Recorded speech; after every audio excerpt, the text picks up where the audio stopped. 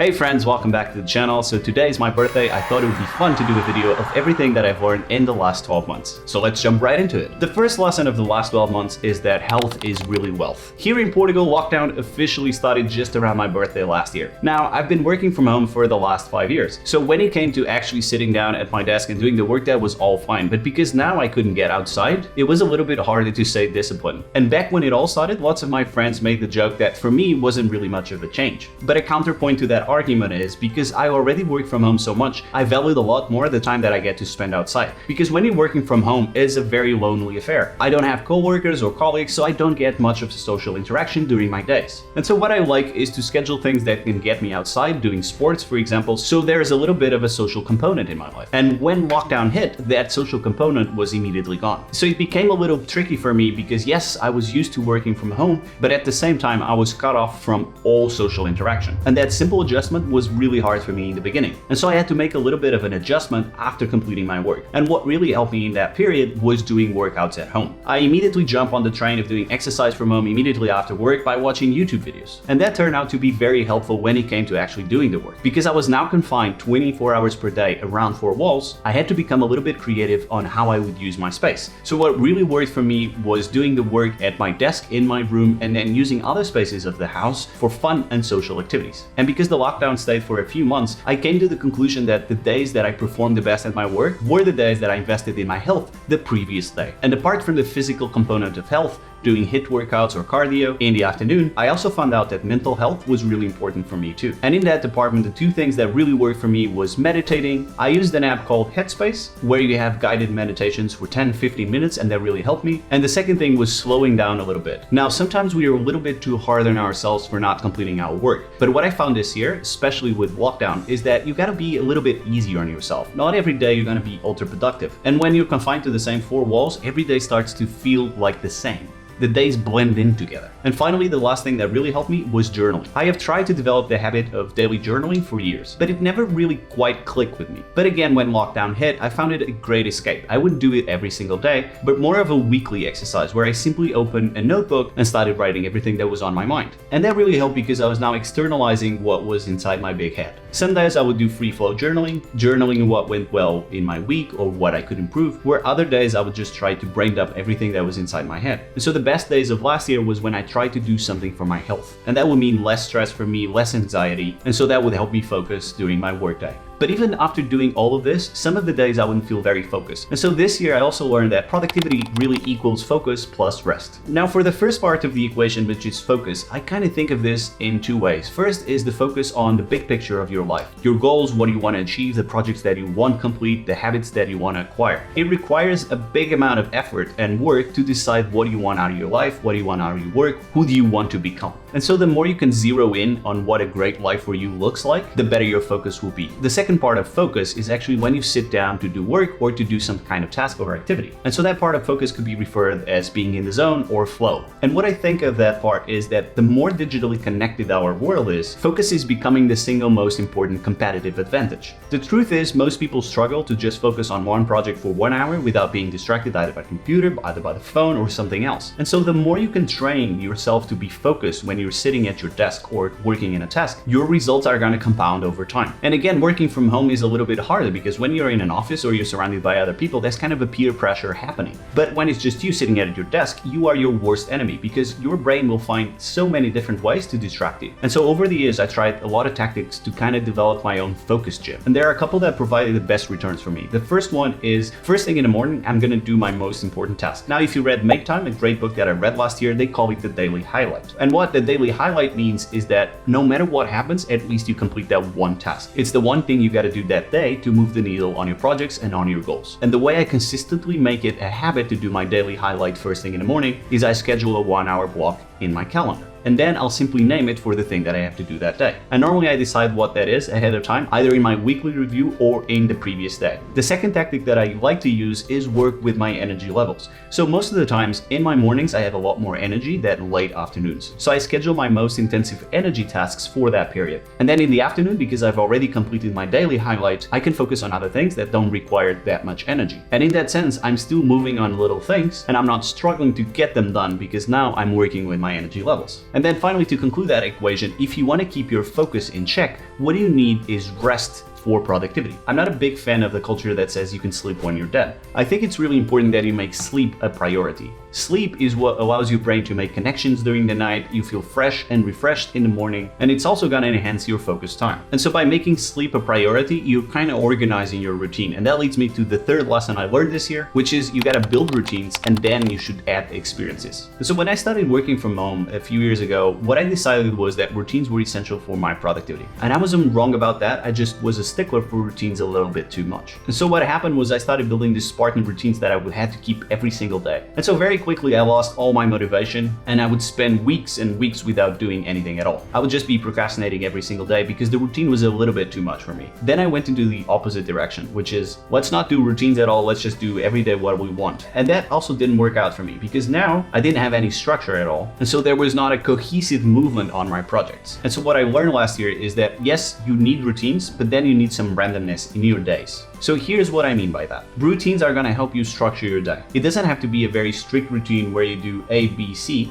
What I like to do is more of a creative routine. So I don't have a schedule to do things per se, I have an order. First thing in the morning, I'm gonna do some creative work, then I'm gonna do some manager work, and probably at the end of the day, again, because of my energy levels, I'm gonna do some shallow tasks. But I don't have a predefined set time for each of the parts. So if one day I'm extremely creative, I just keep going. And then I move on to the next part whenever I feel like it. Whereas if in another day I don't feel very creative, I can simply stop and move on to the next task. I know that doesn't work for all the jobs, but for me, if you're doing any sort of creative work, not going around a schedule but going around an order really helped me. And then the second thing, because I dislike routine so much, by adding a little bit of randomness, a little bit of fun every day, you kind of try to break that pattern. And when I mean randomness and fun, it could literally mean anything. It could be trying a new recipe, it could be watching a movie you've been dying to see, it could be trying a new workout routine, or simply trying a new app. Basically, every day you're gonna try to do something different. And so that really helps you to get the best of both worlds. First, you have a structure, a productivity system to get things done, and then you allow fun to happen outside that structure. And these two systems really complement each other. You have a system for getting things done, and you have a system for fun. And that leads me to my next point, which is fun eats motivation for breakfast. So one of the biggest failures of this year for me was that I had to close my content marketing agency. And back in May or so, I already knew that that project was doomed for failure. It took me a little bit more time to accept that idea, and I only closed it in November. And when I started that company, because my background is in SEO and I have a blog, I do a lot of content marketing, it was a very solid plan. Everything was rational and made sense. I was going to provide content marketing services for business to help them rank in the first page of Google. So this is a very valuable service. They would get more clients, more money, more revenue, and I would get to service different industries. And I could scale that business by hiring lots of writers and doing lots of SEO work. And once I built systems and processes for that business, I could almost run it on autopilot. So that was the plan, the theory. But then there was a disconnect from the actual world, because what I found out is I didn't really want to do that kind of work. Yes, I did have the skills of ranking websites on Google. But then when you put that into an agency perspective, that you gotta service clients every single day, it was not something that I really wanted to do. And because I had two projects at the time, the productivity and the agency, they were always competing in terms of my attention. So when I was making a plan, I would try to dedicate 80%, 90% of my time for the agency. Because again, that was the best plan, the most rational plan. But then the week came and I would spend most of the time thinking and even working on the productivity project. And so eventually it was time to let go that the most rational plan was not the best plan for me specifically. Doing things in productivity, writing articles, doing videos for you guys about productivity, how you can work smarter, is something I'm happy to do every single day. It's what I want to talk about with friends, is what I want to watch videos about. And I naturally run experiments to see how it changes my productivity. In other words, I don't really need to push myself to do the work that is necessary for that project. And that's what I mean by fun eats motivation for breakfast. If you can find something that doesn't really look like work to you, it just looks like fun, you're gonna wake up with a lot of energy. My mission is to change the way people work. I believe that the old way of thinking how to work is old-fashioned, outdated, and that today the modern economy, the digital economy, needs a whole new set of skills. And so what I'm most interested about is learning what those skills are, picking them up myself, and then teaching other people how they can use them to improve their lives. Was the content marketing agency gonna make me a lot more money? Probably. Yes, I don't know. What I know is I want to work on things that are fun, and everyone has a different definition of fun. And once you know yours, work is effortless. Not every single day, but in the long scheme of things. And so when I completely killed the other project and switched to productivity, my output just went through the roof. Now I had a single focus, a single project to focus on. And I had to learn lots of things that I didn't know. And that leads me to point number 5, which is lean into fear. Because now this is my only project that I have. That means I get to spend 100% of my time on it. And now with a single focus, I got to think about other things that I never had to think about before. Things like, how do you hire people? How do you scale your team? How do you make sure that the team is going to run efficiently without you? Last week I ran my first live session over Zoom. I've never done that before. I got to learn new things constantly every single week. And now don't get me wrong, that for me is a lot of fun because again, it adds a little bit of fun and randomness to the routine. But it's also very, very scary because I'm doing things that I don't know anything about it. Even recording videos like this. So I started this channel back in November, I think, and only this year I actually started recording more videos. This is a very scary thing for me, recording videos. Every week I struggle recording new videos. The version that you see is the edited version. Before that, there's a guy struggling to get on camera to say things that should be natural to him. But because there's a camera recording, it is very scary for me. So that being said, every time I lean into fear, I grow as a person, I grow as an individual. And there are two sides of this. The first is that I learn new things that I didn't know before, just because I'm forcing myself to learn them. And second, and I think most importantly, is I start to be more comfortable with fear. So each experience that I have to face some fear makes me a lot stronger. Because at the end of the day, there's never a perfect timing for anything. And I'll give you an example from last year. I've been writing on my productivity blog for the last 5 years. And there wasn't anything to sell there. It didn't really make a lot of money. And only last year, I pulled the trigger and I released my first course. And so that course took a long time to prepare and to actually record. At some point, I almost gave up on it because I thought, I can't do this. And then one day, I sat down and I thought, if not now, when? If I only have a week to do this, how would I record this course? What is the most important thing I want to talk about? I made that plan for 1 week. It took me 2 weeks to record, not 1 week, that happens. And then I launched. And when I launched, I was really afraid of what people would think. What if they don't like? What if people ask for refunds? What if I start and get hate email? The truth is, I launched, nobody complained, and everybody loved it. And if I didn't force myself to do it in that time frame, to lean into the fear, I would probably never launch that course anyway. There's never a perfect time. You just gotta keep battling fear every single week. And when that happens, it's good to remember the next lesson, which is journey over destination. So in our heads normally do this kind of concept of arriving somewhere, arriving at a destination. Launching that course, starting that new job, getting that promotion. But the truth is, most of these destinations are just made up things from our mind. What I learned last year is that most importantly is that you're happy and having fun along the way. Because the truth is, every time I try to attach my happiness, my fun to a specific goal, what normally happens is once I have achieved that goal, I still feel very empty. And so now I try to create a new goal. And it's kind of this treadmill of next goal that never ends. So for example, if you start a YouTube channel and you say to yourself, oh, I would really like to have 1,000 subscribers. Do you feel different once you achieve that goal? No, you feel exactly the same. And then what happens is, okay, I'm not happy at 1,000. I'm gonna probably be happy at 10,000. So let's chase that one now. And then you get to 10,000, you feel the same. We adapt to what is the new reality. And so I'm not saying that goals are not important. Definitely you should use goals, but not tie them to your happiness. What you want instead is have fun along the way. So have fun recording videos like this one. And you can apply this to everything. It could be materialistic possessions, it could be projects, it could be something from your work. Because the truth is, when you're having fun along the way, you don't really notice the time passing, and most of the times you even achieve your goals a lot faster. So instead, try to optimize the experience that it's gonna help you achieve your goal. Because the whole point of life is to really enjoy the journey. And that leads me to the next thing I learned this year, which is slow and steady wins the race. And here's what I mean by this. I'm from a different generation. I'm from that generation that people call millennials. I want things fast, I want things now. But the reality is, every time you want to try to achieve something meaningful, it's gonna take a really long time. And so I need to start getting comfortable with that notion that slow and steady, consistent action every day, every week, every month, every year is gonna lead to the long-term result of meaningful progress. And that also translates to my work. Instead of trying to go fast, I want to find ways to go far. Because in the end, that's the most important thing. Not the speed at which I travel somewhere, but how far I can make it. And so it's very easy for us to feel jealous of other people that have what we don't have. Either they have a better career, a better promotion, more money, and other things that we want. And so before I would think a little bit, oh man, I wish I had that, I know I put as much effort as that person. But now I realize A, I don't put as much effort, and B, at some point in time, that person was exactly where I am right now. Anyone further along on the path was once exactly where you are. And so in a way, it helps me to think that maybe they're not smarter, they maybe not more accomplished, and maybe not even more successful. They've just been at the game longer than me. So for example, if I see a channel that is growing very fast on YouTube, instead of thinking, that person is really lucky, I now think, look at the amount of work and effort that person has put for years. And that shifts your mindset, because now you're not thinking of the goal, which is to get 1 million subscribers.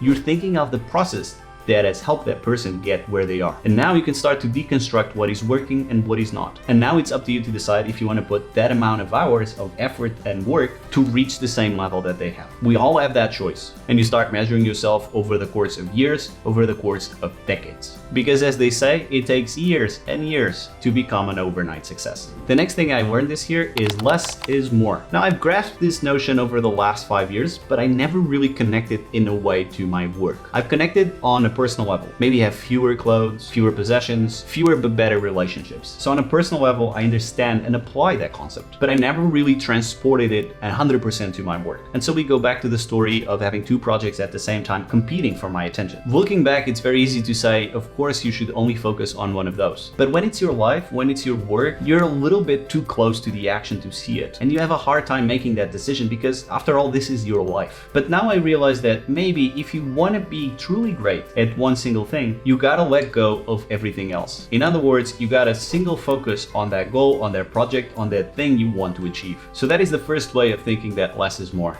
The second way to think that less is more is to learn to be content with what you have. To learn that what you have is good enough for you. There's always more to achieve, more to buy, more to try. But at some point, I think you gotta let go of all of that and say, you know what? This is good enough. I'm happy with what I have and I don't need anything else. So that's the second part of how I think that less is more. And that leads me to the next lesson, which is multiply yourself. This year I read a book that completely changed my perspective when it comes to building businesses, and that was The E-Myth Revisited. So the entire book is great about how to build a business that doesn't depend on you. And there was one part that really stuck with me. If your business depends on you, you don't own a business. You have a job. And it's the worst job in the world because you're working for a lunatic. And besides, that's not the purpose of going into business. The purpose of going into business is to get free of a job so you can create jobs for other people. So I think there are 2 ways to interpret this. The first one is through the vibe of the 4-hour work week, where basically you're trying to create a business that it's not going to demand a lot of time from you.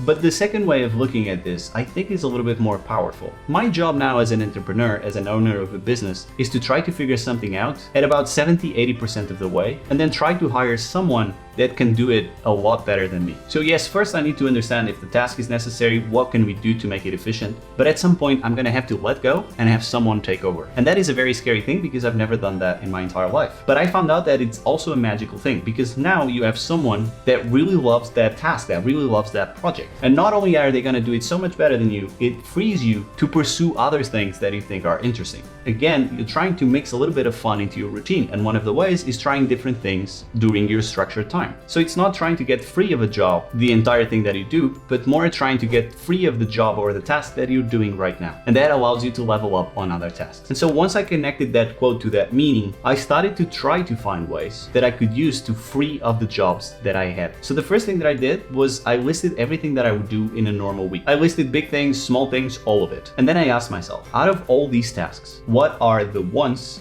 that only I can do them? Good example is recording a course. Yes, of course, someone can help me structure the course, but when it comes to delivering it, it's probably gonna be me on camera. But for 90% of the things I do, it doesn't necessarily have to be me. And so now I have a blueprint of the tasks that I can find other people to take over for me. And when you do this and you actively make an effort to multiply yourself, your business, your work really starts to grow because now you're doubling the efforts but getting triple the results. And the way to do this is my last lesson of this year, which is to push flywheels and avoid doom loops. So flywheels are activities that compound over time. And so this is connected to the previous lesson of making work fun. The more fun you can have in your tasks, the more motivated you become to continue doing what you're doing. And so that is specifically a sort of flywheel. The more you do, the more you want to do. So anything that you can do that establishes momentum, so that activity gives you more motivation to work harder, learn better, the more you're going to enjoy your life. The opposite of that are doom loops. So if you're stuck on a job that you don't like and you're already dreading Monday, and then you repeat the same pattern Tuesday, Wednesday, and all the days of the week, now you're stuck on a negative cycle. And you want to avoid those as much as possible, because over time that's going to sap your motivation and energy. And now that doom loop is inferring with other parts of your life. So if your job is sucking the energy out of you, guess what happens when you get at home? You don't have energy as well. Because you don't have energy at night, you don't have energy in the morning. And that cycle goes on and on. So the first thing that you got to do is realize what pattern you are on. And once you see that pattern, because patterns always repeat themselves, if you want a different result, you got to change the pattern. If you don't like the direction you're going, you got to change it. And that is really asking yourself the hard questions. Is this the job that I want to continue to have? Are these the friends and the relationships I want to continue to nurture? Are the projects I'm most investing my time in